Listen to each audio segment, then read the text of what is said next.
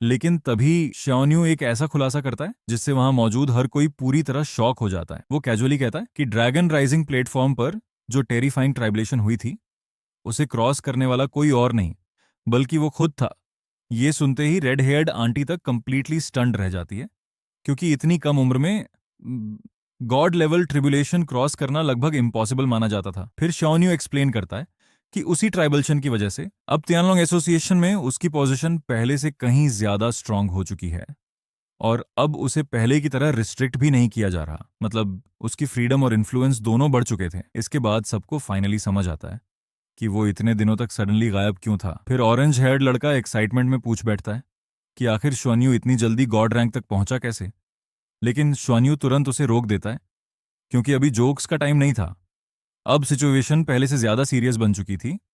इसके बाद सब लोग मेडिटेशन के लिए बैठ जाते हैं और श्वान्यू उन्हें वार्न करता है कि फिलहाल कोई भी ट्रिबुलेशन क्रॉस करने की कोशिश नहीं करेगा, खासकर टियानलोंग स्टार पर तो बिल्कुल नहीं, क्योंकि अभी हर कदम बहुत केयरफुली लेना जरूरी था। फिर मेडिटेशन शुरू होते ही पूरा area rainbow colour divine energy से भर जाता है और श्वान्यू सेंटर में बैठकर सबकी कल्टीवेशन गाइड करने लगता है। धीरे धीरे सबकी स्ट्रेंथ तेजी से इंप्रूव होने लगती है। कई लोग 9 रिंग लेवल के करीब पहुंच जाते हैं और उनकी ब्लड लाइंस भी पहले से कहीं ज्यादा स्टेबल हो जाती हैं। लेकिन तभी कल्टीवेशन अचानक पेनफुल होने लगती है। सबके शरीर पर प्रेशर बढ़ने लगता है और इंटेंस डिवाइन एनर्जी की वजह से हर किसी को असहनीय दर्द महसूस होने लगता है। लेकिन अब शॉन्यू अपनी गॉड रैंक पावर का असली इस्तेमाल दिखाना शुरू करता है। वो डिवाइन ट्राइबल्शन एनर्जी को कंट्रोल करके हर पार्टनर के शरीर को धीरे धीरे टेम्पर करने लगता है। हालांकि ये असली हेवन एंड अर्थ ट्रिब्यूलेशन जितनी डेंजरस नहीं थी, लेकिन फिर भी उसकी पावर इतनी थी कि सबकी बॉडी लिमिट तक पुश होने लगी। फिर शुआन्यू सबकी प्रोग्रेस ऑब्जर्व करता है और उसे पता चलता है कि टांग यूगे सबसे आगे चल रही थी। उसकी कल्टीवेशन लगभग लेवल 97 तक पहुंच चुकी थी और उसकी फिजिकल एंड्योरेंस भी सबसे ज्यादा स्ट्रांग थी। उसके 5 एलिमेंट्स एट्रीब्यूट्स और स्पेशल ब्लड लाइन की वजह से वो हेवनली ट्राइब्यूलेशन एनर्जी को सबसे बेहतर तरीके से एब्जॉर्ब कर पा रही थी। लेकिन शॉकिंग बात यह थी कि सबसे ज्यादा ट्रिब्यूलेशन प्रेशर सहने वाला इंसान टांग युग नहीं बल्कि चियान लेई था। इस आसिक या गोल्डन बेहीमथ ब्लड लाइन की वजह से उसका बॉडी टफनेस अब मॉन्स्टर लेवल तक पहुंच चुका था। वहीं दूसरी तरफ लान मैंकिन की रिकवरी स्पीड सबको सरप्राइज कर रही थी। वो लगातार एक्सटर्नल लाइफ एनर्जी अब्जॉर्ब करके अपने शरीर को इंस्टेंटली हील कर रही थी और उसकी कल्टीवेशन भी सीक्रेटली सुपर डुलुओ लेवल तक पहुंच चुकी थी। इसके बाद ज्वान्यू रेड हेड आंटी की तरफ देखता है और महसूस करता है कि उसके अंदर हिडन एक्सप्लोसिव स्ट्रेंथ छुपी हुई है। उसका मार्शल सोल दिखने में सिंपल था, लेकिन उसकी रॉ पावर बेहद टेरिफाइंग थी। करीब 1 घंटे बाद सब लोग डीप मेडिटेशन स्टेट में पहुंच जाते हैं और ज्वान्यू धीरे धीरे ट्रिबुलेशन एनर्जी वापस लेना शुरू करता है। अब हेवनली टेम्परिंग के बेनिफिट्स साफ दिखाई देने लगे थे। सबकी कल्टीवेशन तेजी से इंप्रूव हो रही थी और उनके फ्यूचर ब्रेक थ्रूज भी पहले से आसान बनने लगे थे। लेकिन उसी समय श्वान्यू के दिमाग में क्रिम्सन रियल्म का खतरा फिर से घूमने लगता है, क्योंकि अगर क्रिम्सन रियल्म ने ड्रैगन हॉर्स फेडरेशन को हरा दिया तो पूरा डॉलुओ फेडरेशन सीधे विनाश के कगार पर पहुंच सकता था। और सबसे डरावनी बात यह थी कि मदर क्रिम्सन अब half step God king level तक पहुंच चुकी थी, जिसका मतलब था अगर उसे रोका नहीं गया तो पूरा यूनिवर्स केओस में डूब सकता था। लेकिन अब शुआन्यू को पूरी तरह समझ आ चुका था कि अगर क्रिम्सन रेल्म को नहीं रोका गया तो ड्रैगन हॉर्स फेडरेशन का फ्यूचर पूरी तरह खत्म हो सकता है। और इसलिए उसके लिए अब सिर्फ 2 चीजें सबसे ज्यादा इंपॉर्टेंट थीं। पहला, तियानलोंग स्टार और तियानमा स्टार को हर हाल में प्रोटेक्ट करना, और दूसरा, अपनी कल्टीवेशन को लगातार बढ़ाते रहना ताकि आने वाले टेरिफाइंग फ्यूचर का सामना किया जा सके। इसके बाद शाओन्यू युआनैन गुआंगजुन को एक अलग रूम में लेकर जाता है, जहां वो अभी हुई कल्चरेशन के बारे में बात करने लगती है। वो शौक में बताती है कि उस 7 कलर्ड डिवाइन एनर्जी ने उसकी ब्लड लाइन को पहले से कहीं ज्यादा पावरफुल बना दिया और उसकी पूरी बॉडी ऐसे महसूस हुई जैसे उसे दोबारा फोर्ज किया गया हो। यहां तक कि सुपर दुलियो लेवल पर होने के बावजूद उसे अनइमेजिनेबल बेनिफिट्स मिले थे। उसे अब भी यकीन नहीं हो रहा था कि श्वान्यू इतनी आसानी से इतने लोगों की कल्टीवेशन इंप्रूव कर सकता है।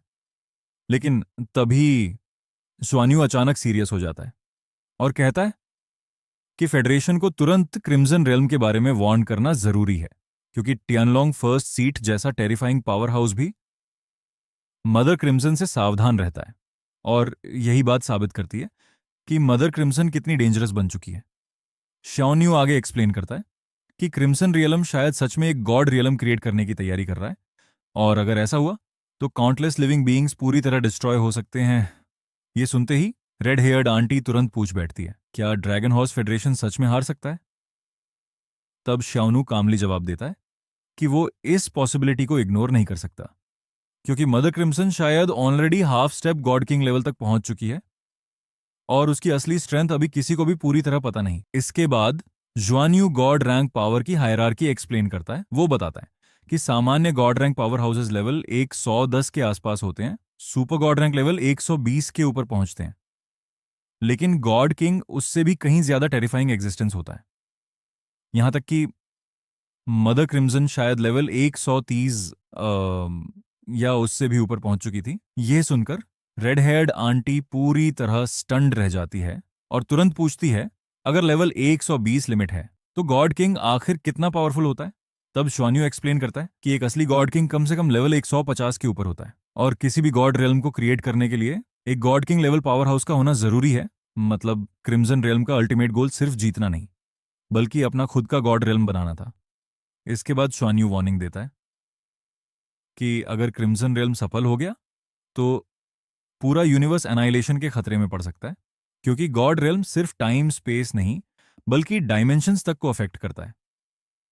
ये सुनने के बाद रेड हेयर्ड आंटी तुरंत प्रॉमिस करती है कि वो ये इंपॉर्टेंट इंफॉर्मेशन फेडरेशन तक जरूर पहुंचाएगी। लेकिन तभी जुआन्यू एक और शॉकिंग बात कह देता है कि अगर वॉर शुरू हुई तो वो खुद बैटलफील्ड में जाएगा। ये सुनते ही रेड हेयर्ड आंटी घबरा जाती है, क्योंकि क्रिम्सन रियलम के खिलाफ लड़ना ऑलमोस्ट सुसाइड जैसा था। लेकिन श्योन्यू कामली जवाब देता है कि सिर्फ वॉर में शामिल होकर ही वो क्रिम्सन रियलम की असली ताकत समझ पाएगा, और तभी उनकी फेडरेशन सही काउंटर मेजर्स तैयार कर सकेगी। लेकिन शाओन्यू बिल्कुल भी परेशान नहीं था। कामली मुस्कुराते हुए कहता है कि अब वो ऑफिशियली टियानलोंग एसोसिएशन का मेंबर बन चुका है, और दिस ब्रेक थ्रू के बाद ड्रैगन नाइट्स भी उसे पहले से ज्यादा इंपॉर्टेंस देने लगे हैं। इसलिए फिलहाल उसकी सेफ्टी को लेकर ज्यादा खतरा नहीं होना चाहिए। ये सुनकर रेड हेयर्ड आंटी भी गंभीर आवाज में कहती हैं कि वो तुरंत फेडरेशन तक सारी इंफॉर्मेशन पहुंचा देगी। इसके बाद श्याओन्यू बाकी सभी लोगों के पास वापस लौट आता है और कहता है कि अभी उसने सभी की कल्टीवेशन में बहुत ज्यादा एनर्जी खर्च की है, इसलिए अब उसे जल्दी वापस लौटना होगा। लेकिन जाने से पहले वो सभी को इंपॉर्टेंट एडवाइस देता है कि आने वाली कल्टीवेशन के दौरान उन्हें ज्यादा से ज्यादा लाइफ एनर्जी अब्जॉर्ब करनी होगी, ताकि उनकी फाउंडेशन पूरी तरह स्टेबल हो सके। ज्वान्यू आगे समझाता है कि 7 coloured heaven and earth tribulation असल में बॉडी को टेम्पर करने का एक बेहद डेंजरस तरीका है। हालांकि उसने ट्रिब्यूलेशन की इंटेंसिटी को केयरफुली कंट्रोल किया था, ताकि सभी लोग अपनी लिमिट के अंदर सेफली विथस्टैंड कर सकें। इसके बाद वो युगे की तरफ देखकर कहता है कि कुछ महीनों के अंदर वो भी लिमिट डूलुओ लेवल तक पहुंच सकता है, लेकिन क्योंकि उनकी आइडेंटिटीज अभी सीक्रेट हैं, इसलिए अभी ब्रेक थ्रू करना सही नहीं होगा, बल्कि अपनी कल्चरेशन को जितना हो सके सप्रेस करना होगा। शाओन्यू मुस्कुराते हुए आगे कहता है कि जब सही समय आएगा और वो 7 कलर ट्रिब्यूलेशन को सक्सेसफुली पार कर लेगा, तभी उसके पास सुपर गॉड रैंक तक पहुंचने का चांस होगा। तभी एक लड़की अचानक शुक्ज्यू के बारे में पूछ बैठती है कि वो वापस क्यों नहीं आई और अभी उसकी हालत कैसी है। तब श्वान्यू काल्मली जवाब देता है कि शुक्ष्यू पूरी तरह सेफ है और वो भी अभी अभी गॉड रैंक तक ब्रेक थ्रू कर चुकी है। ये सुनते ही सभी लोग शॉक में जम जाते हैं, क्योंकि युक्षु का इतनी जल्दी गॉड बन जाना किसी मिरेकल से कम नहीं था। इसके बाद senior plant type spirit beasts की कल्टीवेशन के बारे में बात शुरू होती है, जहां श्योन्यू कहता है कि उन्हें अपनी कल्चरेशन को लगातार सप्रेस करते रहना चाहिए, क्योंकि जितनी देर वो अपनी पावर को कंट्रोल करेंगे, ब्रेक थ्रू के बाद उतना ही बड़ा फायदा मिलेगा। और जब वो अपनी लिमिट को और ज्यादा दबा नहीं पाएंगे, तब उन्हें वापस ट्री ऑफ इटर्निटी के पास ले जाया जाएगा, ताकि वहां की इमेंस लाइफ एनर्जी से उनका फाइनल ब्रेक थ्रू और एवोल्यूशन पूरा हो सके।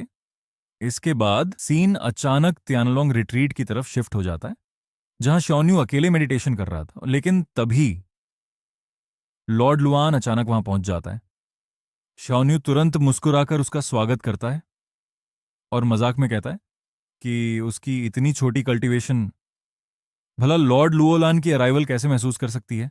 तब लुओलान तुरंत उसे वार्न करता है कि आगे से ज्यादा केयरफुल रहना होगा, वरना दूसरों को शक हो सकता है।